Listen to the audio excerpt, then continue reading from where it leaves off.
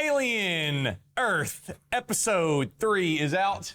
Sure is. And it's Crazy Shirt Day here on Carnage Candy. Welcome. I'm Shaun. That's Greyson. Hello. We're going to talk about Alien Earth Episode 3, do a spoiler cast and rundown, and discuss a lot of big questions that this episode has cast upon us as an audience. If you like content like this, go to patreon.com/hangtime to support us directly. Also, leave a comment in the comments about what score you give this episode before we give ours, and we'll see if we match up by the end of the video. Oh, baby. So before we even get started with this, I want to say that I do love how many questions the show is already making me ask myself, even in episode 3. Yeah, lots of setup. And by the end of it, I think on our last episode, I talked about how I really thought it was going to stay in this big city building for the whole series, and we're already out. Yeah, I do believe that the next section that we're in is where the rest of the show is going to take place because of what all is set up. But before we even get there, let's talk about what happens before we go to the next setting. The episode picks back up with Wendy, and she's a running. Yeah. She's a running to save her brother Joe, who was taken by the alien, and she is trying to find him, hoping that he's still alive. Mm-hmm. She does end up finding him, and probably it might be one of my favorite alien set pieces. Oh, really? You like that shit? I did like because he's in this like meat cargo, like He's kept container. cool. He's with kept some meat. yeah. It's really funny that the alien was like, I'm gonna keep you chill. I'm gonna save you. Don't want him to spoil. I'm gonna save you for my boys whenever they finally get down here. And he's cocooned. But not like... Not fully cocooned. Yeah, he's stuck. Yeah, you could tell that this was a rush job because Joe is shouting. It was very much a... and then kind of just quickly do that and put him up. But the fact that Joe is shouting that it's a trap to her is really cool. So Wendy comes in, finds Joe lightly attached to the wall. Looks like, I'm going to be honest with you, looks like he probably could have bust out of it compared to the other things that we have seen aliens put people up on the wall. True. I just think about Newt being like... Yeah. Well, I think about Dallas, or whenever they find him, he's like, the cocoon comes all the way out here. Yeah, he's really stuck. And guess what? As soon as Alien sees Wendy go in, Alien's like, I'm going to get this one. Like, oh, well, it's really cool, because he, it's the slow alien face coming in. Cool color silhouette with the flappy. That's why I love it so much. Yeah, that's a good shot. Of that. But the cool thing about this is seeing the alien realize that Wendy is not what the alien thought it was. Oh, yeah. Because there's that moment that it comes in and it stops and it goes, hold up. Wait a damn minute. Now wait just a damn minute here. This second one doesn't have no smell. And there's no, you're not throwing off what this guy over here is throwing off. Let me get up top. Let me do some recon before I start this off. Yeah, and you got that kind of upper lip flex, and it was like, yeah, it's a ooh. Uh-oh. Might have bit out more than I could chew on this one. This is the truth. And I'm thinking the tail's gonna come through the sides. That's and what stuff, I thought. T1000 style. And man, Wendy just goes. Dunk. Yeah, straight through. Yeah, we get acid. The brother quickly figures out acid for blood, so they get out of the trailer. Not before the alien tips the whole thing over. I know, which shows how strong aliens are. Yeah. Which is another cool thing about this show. They get out, and since you're so excited to talk about it, let's talk about this Marlin. Man, so Joe has this hook in his hand. And you know that this thing is going to get used. And he's walking around trying to find out what's going on because after the thing gets flipped over, Wendy is missing and there's a gigantic acid hole on the side. So the acid had rolled over and created a hole on the side of the truck. Joe comes out looking for Wendy, gets probably one of the grossest tail sticks I've ever seen. Yeah. It goes in and it comes out like really fast. Yeah. But the way that they do it and the way the actor reacts is really good. At this point, I'm like, I audibly go, oh man, because I don't want to see him get pinned and saved again because his plot armor is huge. He's already been taken by the alien. He's been chased by the alien. Now he's been stabbed by the alien. He's been pinned by the alien twice in the first 2 episodes. And it's like, okay, like something really, he either needs to die or something needs to happen to him because this guy is Onion Knight plot armored right here. It is pretty crazy.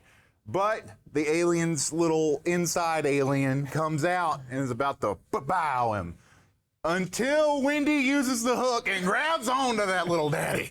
Alien's like, oh God, oh God. That's probably the most pain I've ever seen an alien be in. Because his tail's just like, get off of me.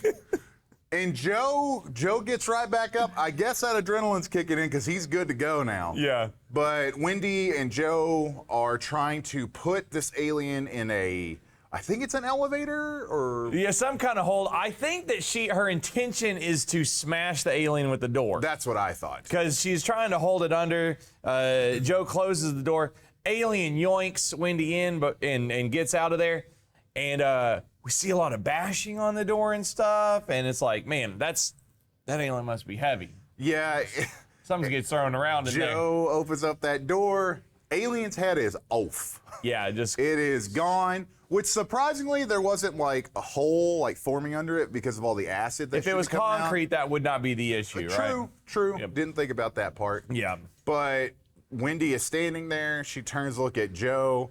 And I really like this whenever that one trickle of the white blood just comes down her face. Yeah, maybe she got tossed. To show like how much damage was thrown onto her. She collapses, then Joe collapses, and they hold each other's hands. And then they're done for right now. Yeah. Like they just both collapse. Alien's head's off. They're both unconscious. And then we get to go back to our pretty much my favorite character in this show, Timothy Olyphant. Yeah, Kirsch is awesome as always. And they're studying the eggs. He's got the kids in the lab.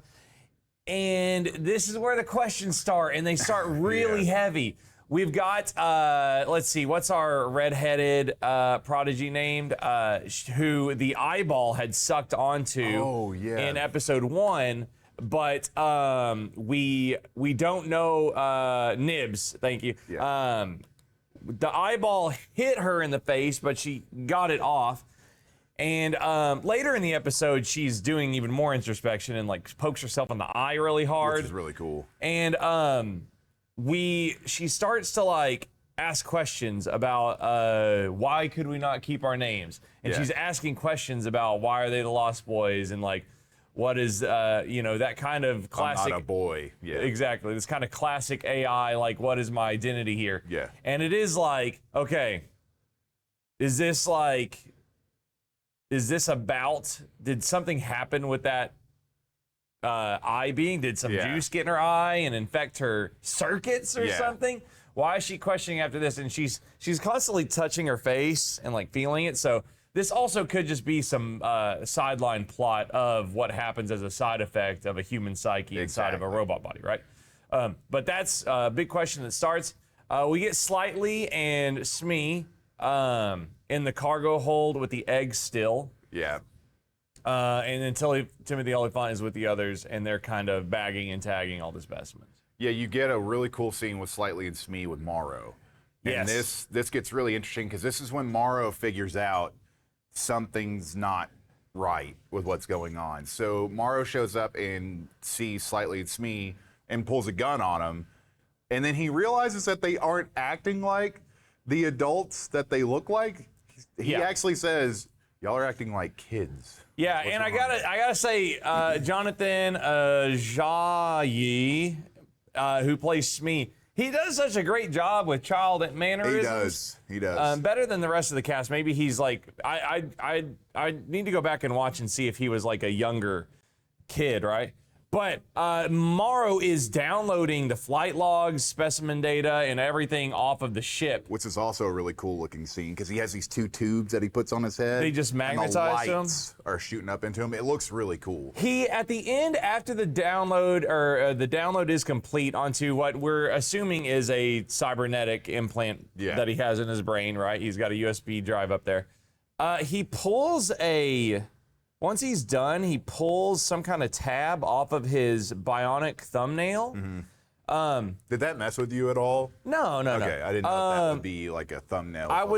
I did not notice and leave a comment if you think or consider what this is, but I don't know if that was like a sync chip or something. I didn't know what that was. I think it's like a transmitter. They did go out of their way to make sure that they showed him taking that off. I don't know what importance it has, but it felt like they really wanted you to see him pull that tab off. But like you were saying, Morrow figures out eventually that these aren't just normal synths, right?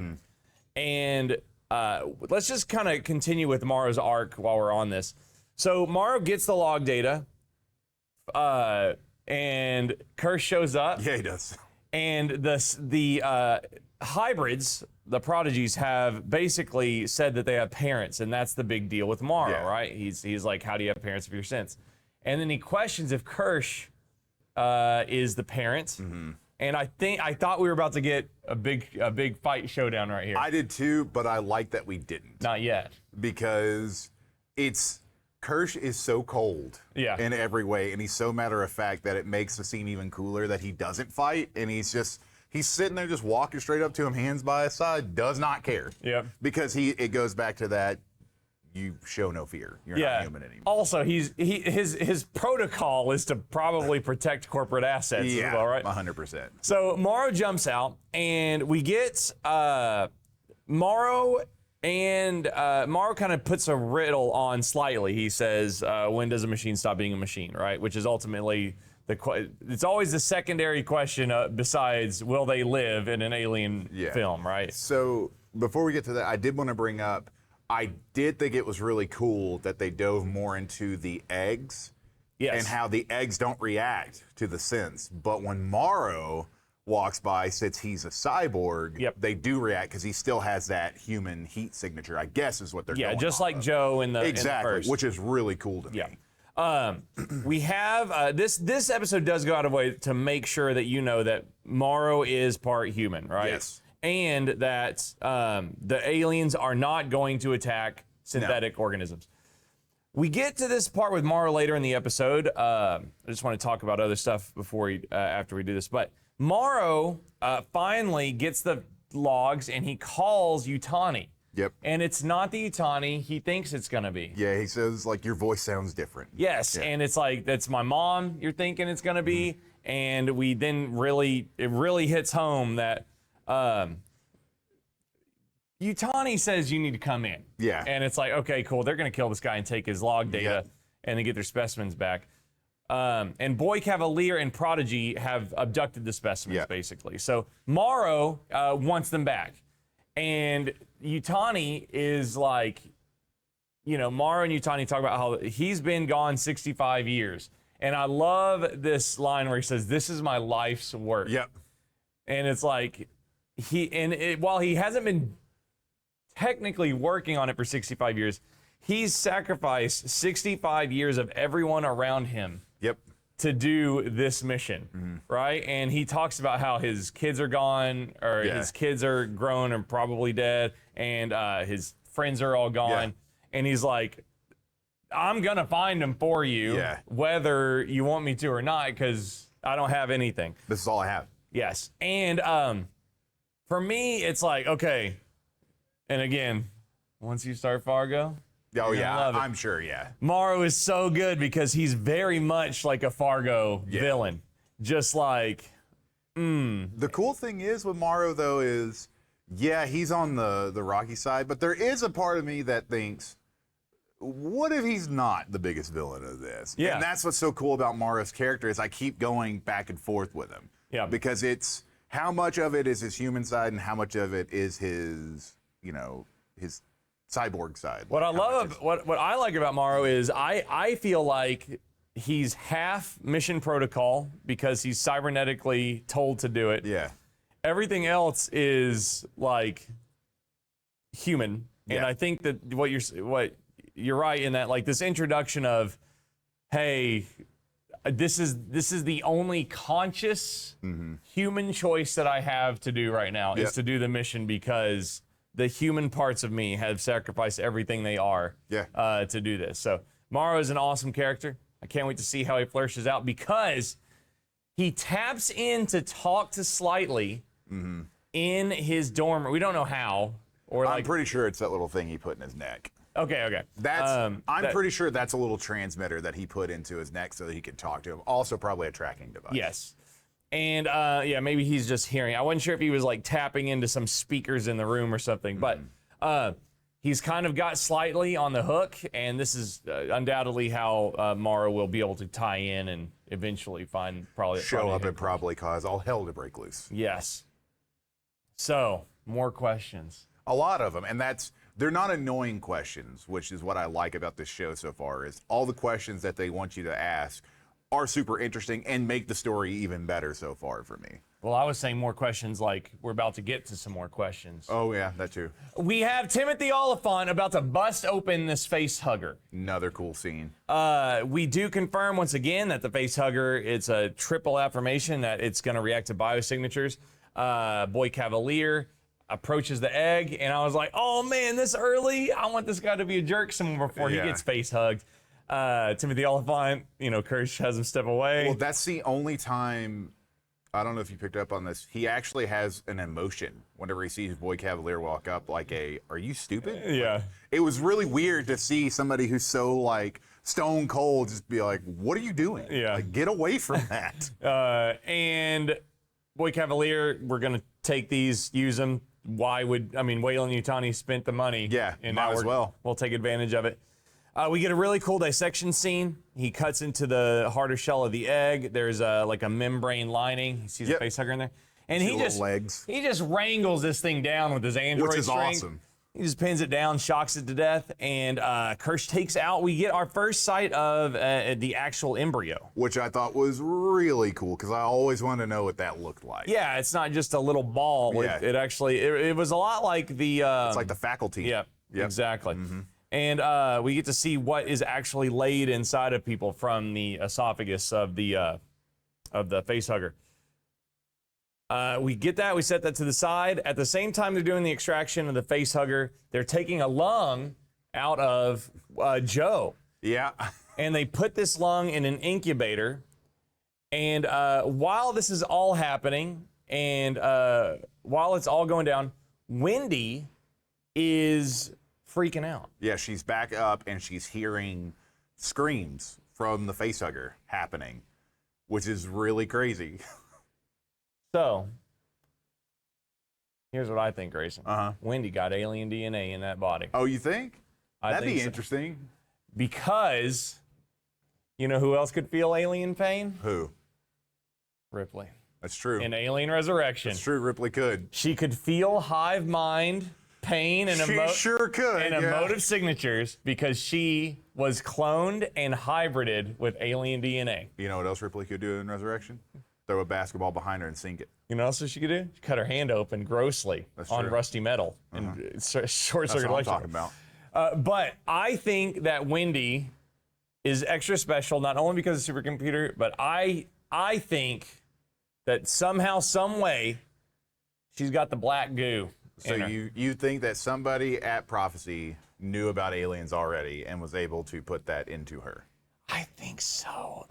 This is like fun, just wild speculation. I mean, that's what this show is. That's something that I was giving it pros for. Is that's a theory and a question that you have that it could be right. Yeah, but I think that's what it is. I don't think her eardrums are that good that she picks up alien screams or something like that. I think that she can feel alien hive mind waves of pain and agony and, whatever. So, Wendy rides on the ground, passes out. I do want to come back to Boy Cavalier because I want to talk about that last, if that's okay. Oh, yeah, that's fine. But we get that embryo. Yeah. And they slip it up into Joe's dormant lung. Which is so cool to me because I've always wondered, does it have to be, like, where does the embryo go whenever it goes in? Because it always bursts out of a chest, yes, right? Which would mean lungs. And I think that in a chest, the lung is it's a big porous air sac, right? So I feel like, especially even like with the dog in 3, and I think it just needs any kind of, it's a parasite, so it has to have some some kind of biological tissue, right? Exactly. I think that's all it needs. The question is, are they gonna incubate it in the tube, or are they gonna put the lung back into Joe, right? That's what I've wondered. Yeah. So, because Joe's still on the operating table. Shows his x-ray with one lung in there. And he wakes up for a second and sees it too, which is really cool because Joe's like, oh, shit. Yeah. So I think that, and that will give us, either way, we're gonna get some kind of time bomb right here. Oh, we're getting another alien. And the other aliens are, we may go back to that building. We can assume that there are anywhere from 3 to 9, 10 aliens still running around. But I don't feel like it's going back there. I feel like where we're at now, because everybody is there now. You have the remaining of the prophecy troops that are there. You have all of the Lost Boys are back. Joe is now there as well. Boy is there. Everybody is here now, and Morrow is coming. But there are chest bursters on that ship. Yeah, well, yeah, there was. Unless they died in the crash. Unless they died in the crash, yes. Yeah. Because honestly, they might have already killed one, and then that was the other one left alive. Maybe. So I don't know. And if there was another one left, Morrow would have already went after it, because Morrow would have had at least one that he took back. Because the way that Morrow's making it sound like is they took everything. Yeah. Okay. So that's just how I felt about it, because Morrow is one of those characters that I feel like if anything was left behind, he would go back and get, and he wouldn't just leave it. But I could be wrong. So we get my favorite scene of the show with Curly. Yeah. And Boy Cavalier. Curly is another prodigy, and she's jealous of Wendy. Yeah, she seems like she's evolving faster too. Like she's becoming more mature faster than everybody else. I disagree. You don't think she is? I disagree. I think she's the exact same because of how easily manipulated she is and her fixation on.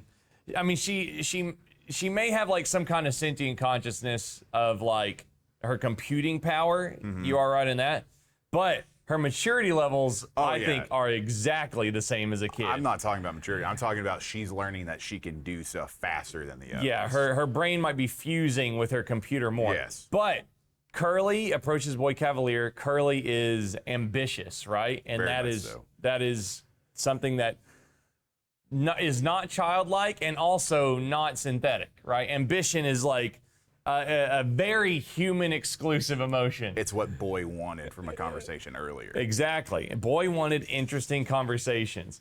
And Curly has voiced that she wants to do more, and she wants to replace Boy Cavalier.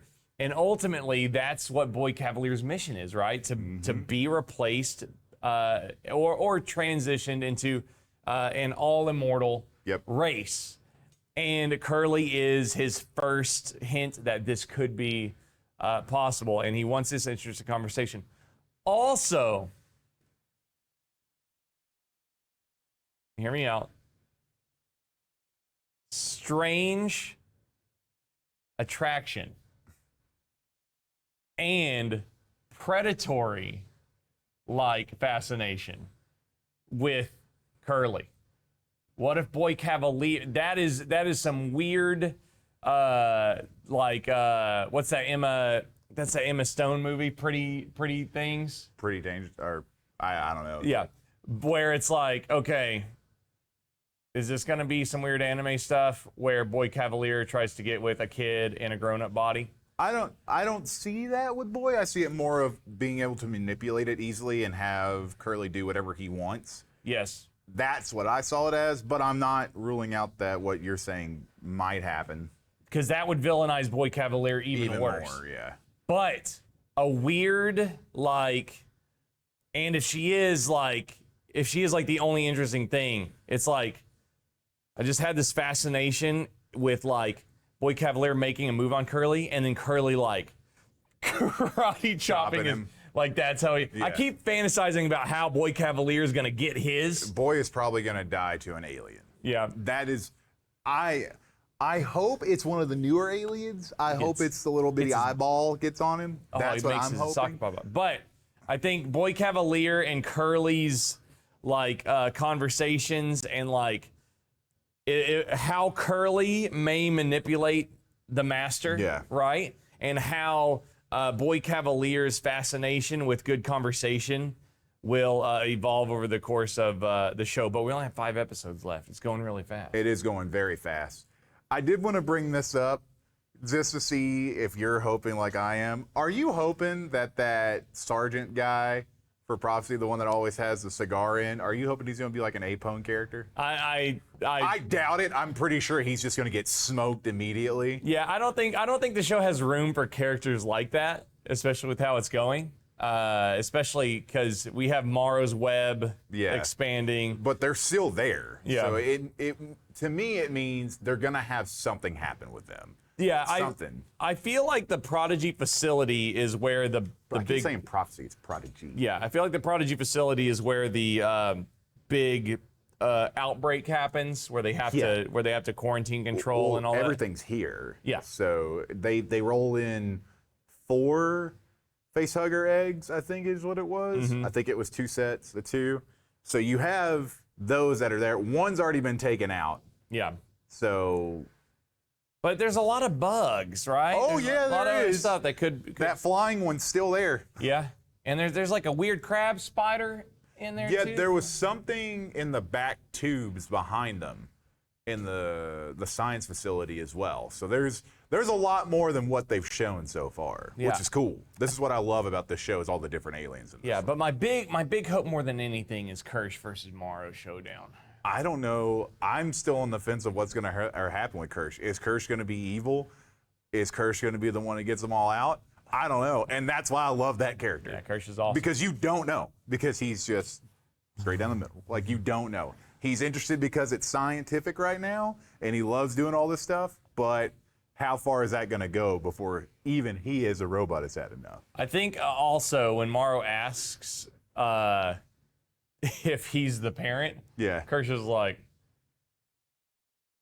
doesn't really. Yeah, he doesn't react. He doesn't like claim them as his children either. He doesn't do anything, which is even funnier. He's just, they stand behind him and he's just like, I don't know. I don't have any emotion. But either way, Alien Earth continues to be awesome. Yeah. And if Fargo's any indication, we're probably going to get more questions and more answers later. Yeah. I love what they're doing with the Alien universe. It's making it even more interesting. Especially, I'm not as big of a fan of Alien as you are, but for me, to see how many questions they're giving us and to show us more, even with just like the face huggers, like it's really cool to see where they're going with the show so far, and I can't wait to see more.